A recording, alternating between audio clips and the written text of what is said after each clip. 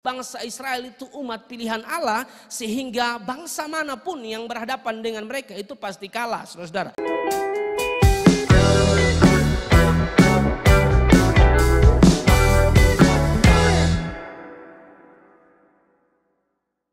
Kalau kita bicara tentang Israel, saudara-saudara, bangsa pilihan Allah, saudara-saudara, ya. Kalau kita baca di dalam Alkitab, ada begitu banyak pengalaman perjalanan, ya, peperangan bangsa Israel, saudara-saudara, dan tentunya kemenangan demi kemenangan, kemenangan lepas kemenangan itu menjadi milik daripada bangsa Israel, saudara-saudara. Itu bukan kehebatan bangsa Israel, saudara-saudara, tapi tentunya kehebatan Tuhan. Itu pula mengingatkan setiap kita ada hal-hal di dalam hidup ini, saudara-saudara, ya, keberhasilan dan lain sebagainya, ya. Kita harus ingat betul, semua karena Tuhan, bukan karena kuat kita, bukan karena gagah kita, tapi karena Tuhan. Ada begitu banyak data yang memang mengatakan bahwa bangsa Israel itu umat pilihan Allah, sehingga bangsa manapun yang berhadapan dengan mereka itu pasti kalah, saudara-saudara. Saya pernah khotbah dan saya contohkan pagi ini misalnya di dalam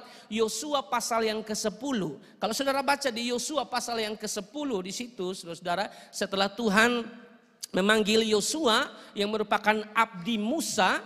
Setelah Musa meninggal, Tuhan panggil Yosua untuk pimpin bangsa Israel. Dan sekali lagi itu bukan satu hal yang mudah, karena bangsa Israel terkenal sebagai bangsa yang tegar tengkuk, ya, bangsa yang tukang melawan, ya, melawan pemimpin, ya, melawan Musa, ya. Kadang-kadang mereka juga mengeluh, saudara-saudara, tentang Tuhan. Jadi banyak hal, saudara-saudara, yang dilakukan oleh bangsa Israel yang menyakiti hati Tuhan. Tapi tentu, saudara-saudara, kalau kita membaca bagian firman Tuhan, ada banyak data, saudara-saudara, yang menunjukkan bahwa Israel menang dalam peperangan-peperangan karena Tuhan. Misalnya, ya, Yosua pasal yang ke-10. Kalau kita baca di situ kan, Yosua dan bangsa Israel berperang melawan beberapa bangsa dan mereka menang. Sampai pada akhirnya orang Gibeon itu mereka ketakutan. Mereka sangat ketakutan dengan bangsa Israel, saudara-saudara. Akhirnya mereka sedikit tipu, saudara-saudara, supaya mereka diterima sebagai sahabat. Dan kalau saudara baca di situ di Yosua pasal 9, pada akhirnya memang mereka diterima sebagai sahabat daripada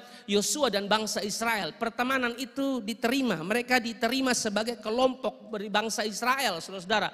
Lalu di Yosua pasal 10 ada bangsa-bangsa yang tidak suka, saudara-saudara. Ada begitu bangsa-bangsa yang tidak suka, mereka ketakut juga, tapi mereka juga tidak suka. Mereka mau kalahkan bangsa Israel. Coba lihat Yosua pasal yang ke-10, ya. Yosua pasal yang ke-10, coba kita baca dulu dari ayat 1. Yosua pasal 10 ayat 1, setelah terdengar oleh Adoni-Sedek raja Yerusalem bahwa Yosua telah merebut Ai dan telah menumpasnya seperti yang dilakukannya terhadap Yeriko dan terhadap rajanya, demikianlah juga dilakukannya terhadap Ai dan terhadap rajanya, dan bahwa penduduk kota Gibeon telah mengadakan ikatan persahabatan dengan orang Israel dan diam di tengah-tengah mereka. Lompat di ayat yang ketiga. Lalu di ayat yang ketiga mengatakan, sebab itu Adoni-Sedek raja Yerusalem menyuruh orang kepada Hoham raja Hebron, kepada Piream raja Yarmut, kepada Yafia raja Lakis, dan kepada Debir raja Eglon, mengatakan, ayat yang keempat, datanglah kepadaku dan bantulah aku supaya kita menggempur Gibeon, karena telah mengadakan ikatan persahabatan dengan Yosua dan orang Israel. Jadi ada 5 bangsa, ada 5 pemimpin, 5 raja, saudara-saudara, yang bersatu, berkoalisi, saudara-saudara, untuk mau menyerang Gibeon, ya. Dan tentunya, saudara-saudara, orang-orang Gibeon minta bantuan daripada Yosua, dan pada akhirnya Yosua di pihak orang-orang Gibeon, saudara-saudara. Ini bukan 1-2 bangsa, ini 5 bangsa loh, saudara, ya. 5 raja mau melawan bangsa Israel. Tapi coba saudara perhatikan, apakah bangsa Israel kalah? Perhatikan di ayat 10 dan ayat yang ke-11.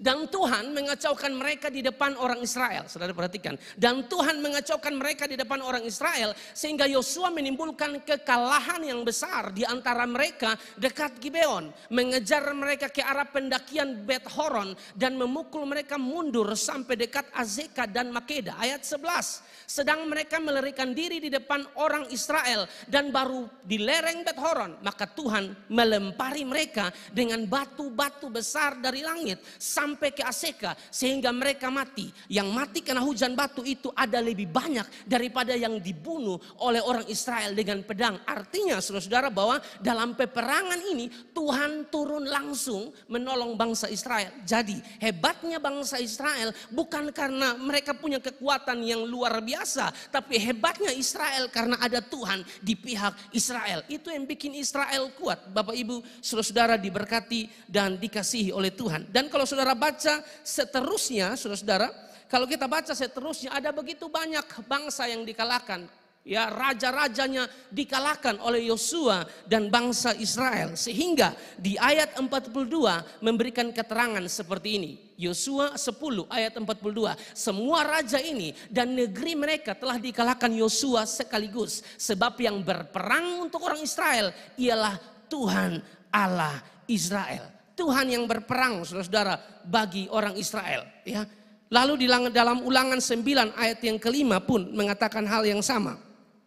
Ulangan pasal yang ke-9 ayat yang kelima mengatakan, bukan karena jasa-jasamu atau karena kebenaran hatimu engkau masuk menduduki negeri mereka, tetapi karena kefasikan bangsa-bangsa itulah Tuhan Allahmu menghalau mereka dari hadapanmu, dan supaya Tuhan menepati janji yang diikrarkannya dengan sumpah kepada nenek moyangmu, yakni Abraham, Ishak dan Yakub. Perhatikan saudara, kehebatan bangsa Israel, saudara-saudara, itu sudah disampaikan Bapak Gembala dua minggu berturut-turut. Saudara-saudara, saya hanya menambahkan saja bahwa memang tidak ada yang bisa melawan bangsa Israel. Dalam konteks ini saudara-saudara, 5 raja, 5 bangsa sekalipun tidak bisa mengalahkan Israel karena Tuhan di pihak Israel. Nah Bapak Ibu saudara yang diberkati oleh Tuhan, sama seperti bangsa Israel disertai oleh Tuhan, mendapat keberpihakan Tuhan, maka saya percaya bahwa kita pun demikian saudara ya. Memang kita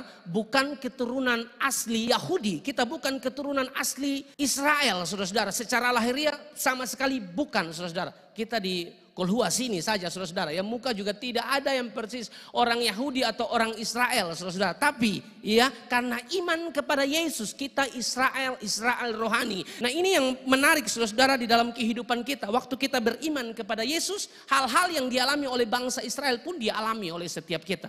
Amin. Sudah pasti keselamatan itu keselamatan itu kasih karunia. Tapi masih banyak hal dalam hidup kita yang terjadi. Saya tidak tahu saudara sedang bergumul apa. Saya tidak tahu saudara sedang ada di dalam persoalan seperti apa. Tapi percayalah Bapak Ibu saudara, kita tidak berperang sendiri. Seperti Israel dan Yosua berperang dan mereka tidak berperang sendiri. Seperti itu pula kita tidak berperang sendiri. Kita tidak bergumul sendiri. Kita tidak sendiri. Tuhan bersama dengan kita. Amin.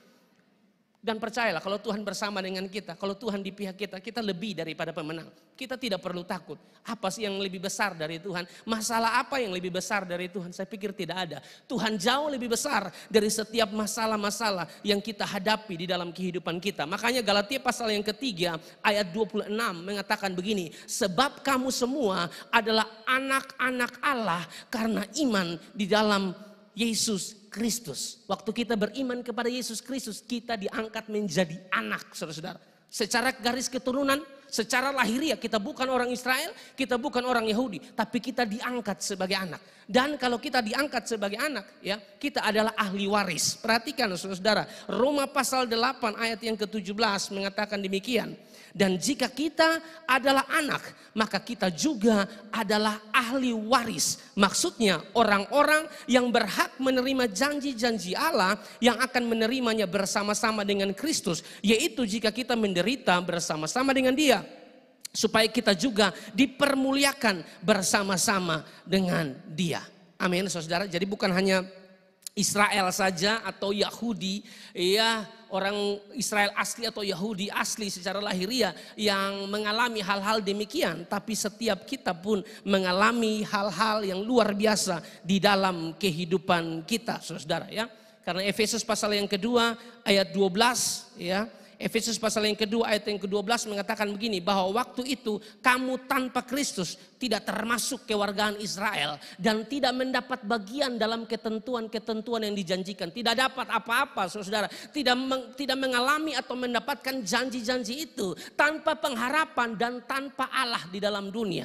ya kalau tanpa Kristus. Tapi kita bersyukur saudara, kita bersama-sama dengan Kristus, bahkan kita beriman kepada Kristus sehingga janji-janji itu kita dapatkan di dalam kehidupan kita saudara. Ya, makanya Roma 8 ayat 31 dan 32 mengatakan, sebab itu apakah yang akan kita katakan tentang semuanya itu? Jika Allah di pihak kita, siapakah yang akan melawan kita? Tidak ada yang bisa melawan kita. Ayat 32 mengatakan, Ia yang tidak menyayangkan anaknya sendiri, tetapi yang menyerahkannya bagi kita semua. Bagaimanakah mungkin Ia tidak mengaruniakan segala sesuatu kepada kita bersama-sama dengan Dia?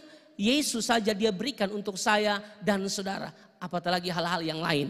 Ya, saudara jangan merasa bahwa saudara paling susah sendiri, paling terbeban sendiri, masalah Anda paling berat di antara yang lain. Saya berat apa masalah saudara? Percayalah, Tuhan pasti tolong setiap kita. Tidak hanya Israel atau orang Yahudi yang bisa menerima hak-hak luar biasa dalam hidupnya, janji-janji yang luar biasa dalam kehidupan mereka, tapi juga di dalam setiap kita yang ada di dalam Kristus Yesus. Kalau tidak di dalam Yesus, Anda tidak bisa mendapatkan hak-hak tersebut. Hanya di dalam Tuhan kita Yesus Kristus.